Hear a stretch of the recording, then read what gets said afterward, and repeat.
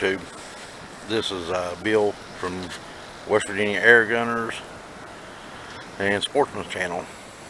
Anyways, we're going to be doing a 25-yard Ace Air Venturi Avenger test here. I did a couple of modifications on my gun, so I'm going to retest it, and hopefully you guys get to see it here, because I'm going to try to get my first video out of doing this stuff, and I'll have more video of me shooting through the scope, which is homemade camera, so hopefully it works. Anyways, there's the target we're shooting at. We're going to be shooting at that target, and then I'll try to give you some numbers on how much speed and like hammer spring adjustment, all that stuff, what I'm shooting, and we'll go from there. Alright, let's get this going.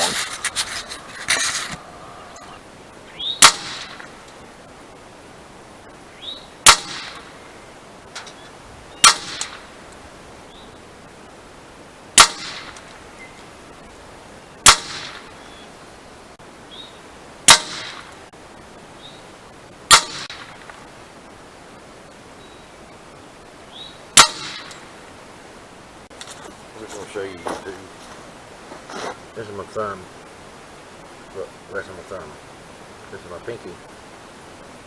My pinky barely at it. But this is only 25 yards, so it's not too hard to mess up. I'm going to redo it again because I forgot to turn the record button on the camera for the scope. And my phone wasn't recording the feet per second or foot pounds. So the next shots will be right there. Like I said, YouTube, I forgot to turn the scope cam on that I have built, and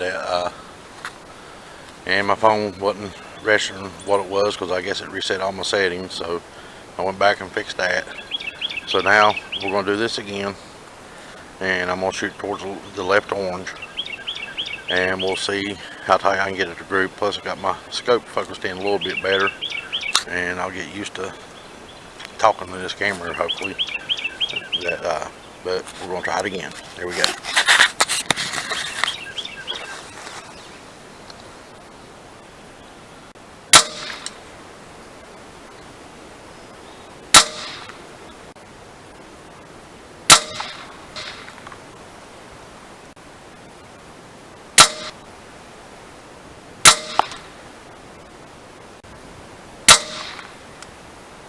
Real rifle.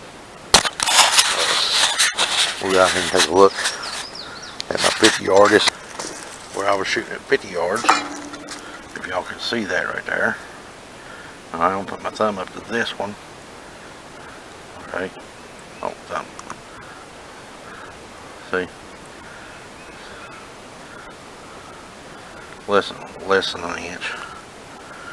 So I don't know how y'all measure it, but I go from this center point to that center point. But you see most of them are here, except for them. He's a flyer. That's that big one. That's what that is. Anyway,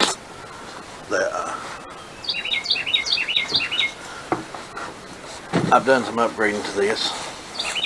We'll talk about that a little bit. Quite a few upgrades. I guess you can see me. I'll run it back here that way. I know you can.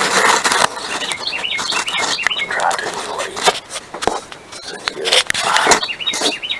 This stuff I'll cut out. Anyways, I did some upgrades for this. First thing I did was ported and polished my barrel, and replaced the two O-rings that was in there, because to me they wasn't fitting snug enough. So I replaced those. I shot it, and man, it shot good. It shoots almost every pellet. It shoots almost every pellet good, except for a few oddball ones. Now my gun really likes the H&N Barracuda Hunter Extreme 28 grain. It will put them pellet in pellet, which I showed and shared on Facebook, all that, and on Avenger Avengers Facebook channel or Facebook page. Now we had this on a chronograph up there at my uncle's house after I did this last modification, and she went from 9, it was doing like 960, 970 at my buddy's house, which is, you know, Bison's workshop there. He's got his own channel too. Anyways, it was doing like 960 to 1,000 something, you know, right around there. But after I did this last modifications to this, man, this thing started screaming like 180, 1080, and that's not even cranked up. That's where my regulator set at. It's right at 2400, 2500, right around there. Hammer spring, 3 turns in, or no, sorry, 2.5 turns in, and I'm still getting 30 some shots. I polished the hammer spring and opened up the pop-up port just a little. I'm not going to tell you how to do that, because if you want to learn how to do that, you're going to have to do that yourself, because if something happens, you take your gun up, I don't want to have to be responsible for it. Because it's not real easy to do. And everything has to be like really smooth, really polished. Anyways, I opened that up, put a lighter pop-up spring, drilled and ported the transfer, drilled and ported and rethreaded the transfer port, polished my trigger and sear, and I even went through and polished the little springs that's in there. I went ahead and did a little bit to my cocking lever there, made it where it's really smooth. Just sand it a little bit, put some good oil in it, you know, silicone oil, and also I replaced every O-ring in this gun. And when I fill it up to 4,200 pounds. Now your first shots are going to be super